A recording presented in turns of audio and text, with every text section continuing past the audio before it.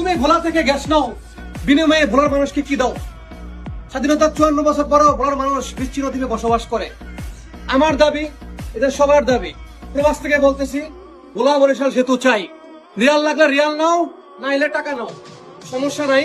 তারপরে ভোলা বরিশাল সেতু চাই। ভোলা চাই মেডিকেল কলেজ, ভোলা চাই শিক্ষা ব্যবস্থা, ভোলা চাই ভালো একটি হসপিটাল যেখানে হাজারো মা বোন ভালো চিকিৎসা নিতে পারবে। এটা একলা আমার দাবি না, ভোলা 25 লক্ষ মানুষের, বড় মানুষের দাবি। এটা আমরা চাই, এটা আমাদের ভিক্ষা নয়, এটা আমাদের অধিকার। আমরা ভিক্ষা চাই না, আমরা অধিকার। আমার থেকে গ্যাস নাও, আমাকে বিনিময়ে তুমি কি দাও?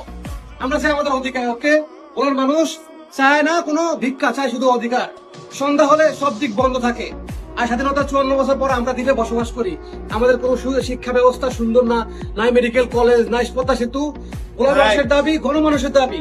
আমাদের চাই পদ্মা সেতু, পদ্মা সেতুর মধ্যে একটা সেতু, ভোলা বরিশাল সেতু চাই। এটা প্রবাস থেকে বলতেছি, লাগলে রিয়াল নে, লাগলে টাকা দে, আমাদেরকে ভোলা বরিশাল সেতু দে।